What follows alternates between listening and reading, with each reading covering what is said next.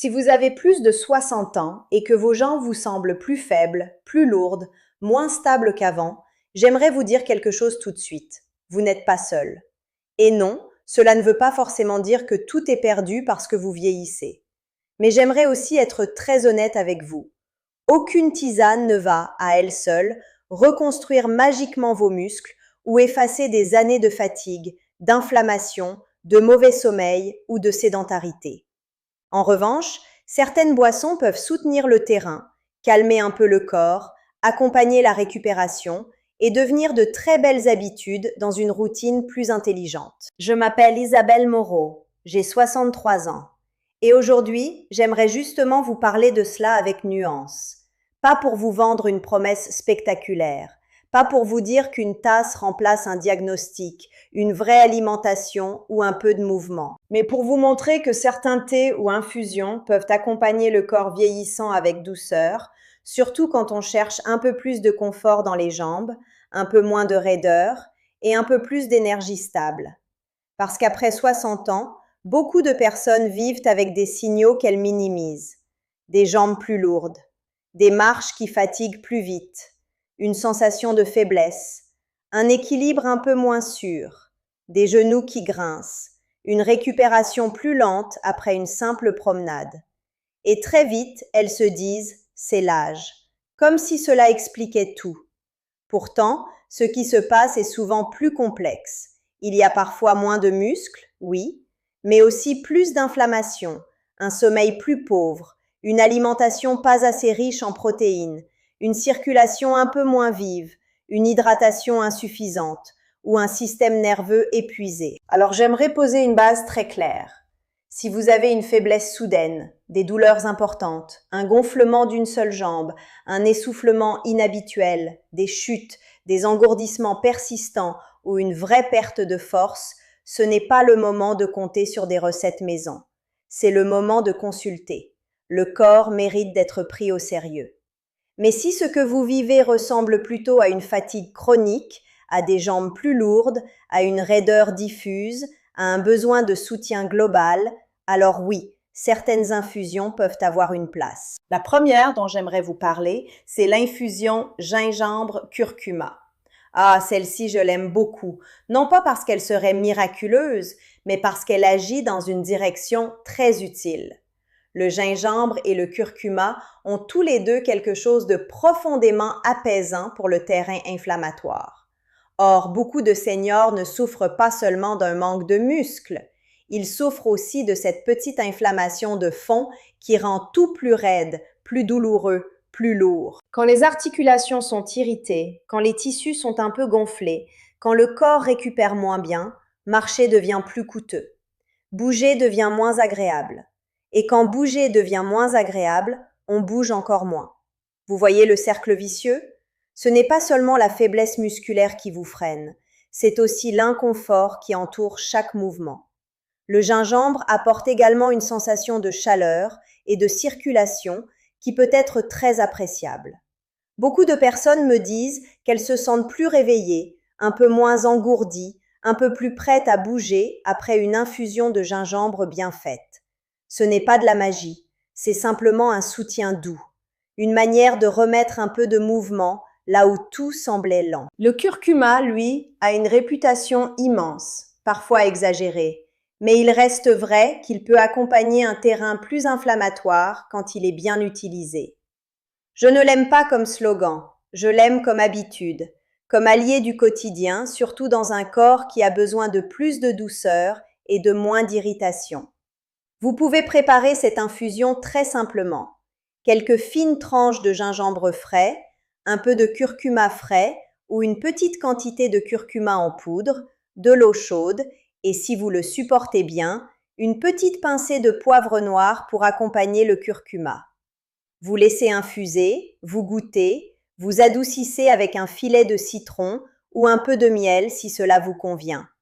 Et surtout, vous la voyez pour ce qu'elle est, un soutien, pas une baguette magique. La deuxième boisson que j'aimerais mettre en lumière, c'est le thé vert, éventuellement associé à une touche de ginseng dans certains cas. Là, il faut être un peu plus fine.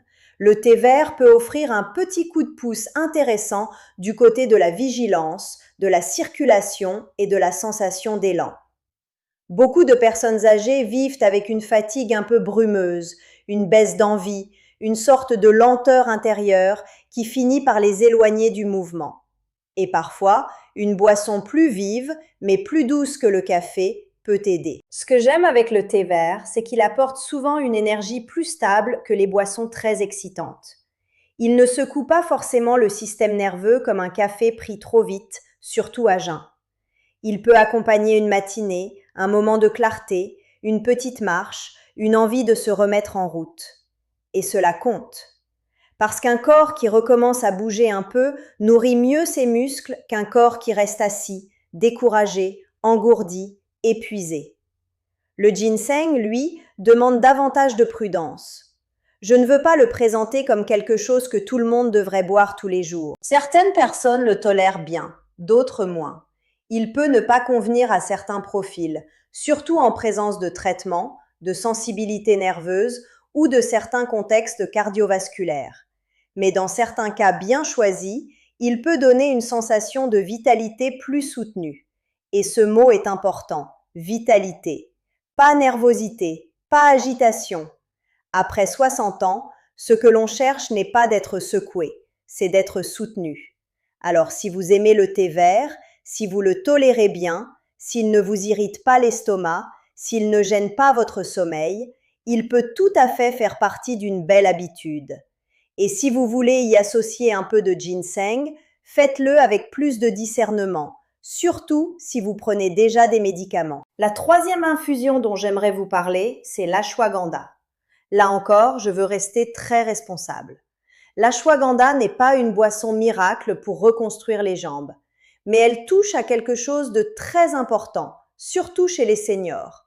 Le système nerveux, le stress chronique, la qualité du sommeil et cette manière qu'a le corps fatigué de ne jamais vraiment récupérer. Beaucoup de personnes pensent que leurs jambes sont faibles uniquement parce qu'elles vieillissent, mais parfois, elles sont surtout fatiguées parce que le corps entier vit en tension.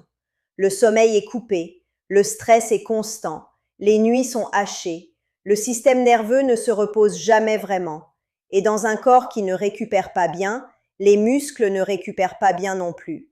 C'est là que l'ashwagandha peut avoir une place chez certaines personnes. Non pas comme boisson de performance, mais comme soutien à un corps trop tendu, trop vidé, trop exposé au stress.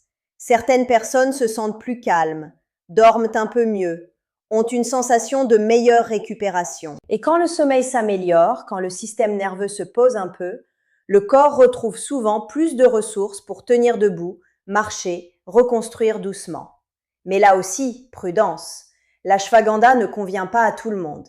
Elle peut ne pas être adaptée dans certains contextes médicaux ou hormonaux. Donc encore une fois, le message n'est pas « tout le monde devrait en boire ». Le message est « pour certaines personnes, dans un cadre réfléchi, cela peut faire partie d'un soutien intéressant ». Mais j'aimerais maintenant vous dire quelque chose de plus profond que cette simple liste. Le vrai sujet n'est pas seulement ce que vous buvez. Le vrai sujet, c'est ce que ces boissons accompagnent. Parce qu'aucune tasse, aussi bien choisie soit-elle, ne remplace les fondations. Et les fondations, après 60 ans, sont très claires.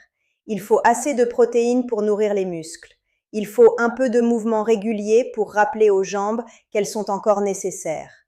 Il faut un sommeil qui permette une vraie récupération. Il faut une bonne hydratation. Il faut parfois vérifier certaines choses comme la vitamine D, la B12, le magnésium ou le fer selon le contexte. Il faut aussi de la lumière du jour, une meilleure circulation, moins de stress et parfois le courage de reconnaître qu'un symptôme mérite un vrai bilan. Je veux que vous reteniez ceci. Les jambes ne deviennent pas fortes parce qu'on leur verse un thé dessus. Elles deviennent plus fortes quand le corps entier est un peu moins agressé, un peu mieux nourri, un peu mieux reposé, un peu mieux utilisé. Et c'est là que ces boissons peuvent être utiles. L'infusion gingembre-curcuma peut accompagner un terrain plus raide et plus inflammatoire. Le thé vert peut soutenir une énergie plus claire, une petite remise en mouvement. L'ashwagandha peut, chez certaines personnes, aider surtout via le stress et la récupération.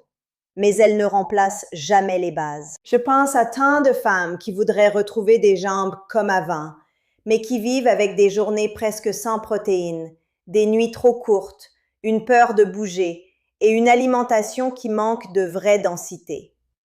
Le corps ne peut pas reconstruire avec du vide. Il a besoin de matière. Et cette matière, c'est d'abord l'alimentation. Des œufs, du poisson, des légumineuses, du yaourt riche en protéines, des repas plus cohérents. Ensuite vient le mouvement, quelques marches, un peu de renforcement doux, s'asseoir et se relever, monter quelques marches, travailler l'équilibre. Tout cela parle aux jambes bien plus fort qu'un slogan. Mais je ne veux pas non plus mépriser la beauté des petits rituels, parce qu'une infusion quotidienne peut faire plus qu'on ne le croit.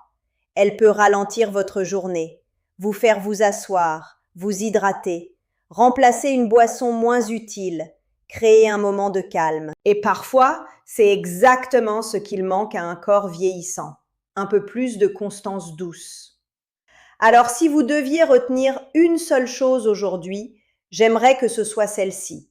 Il existe des thés et infusions qui peuvent accompagner la vitalité après 60 ans, mais ils ne doivent jamais être vendus comme des solutions magiques. Le gingembre curcuma peut aider à réchauffer et apaiser.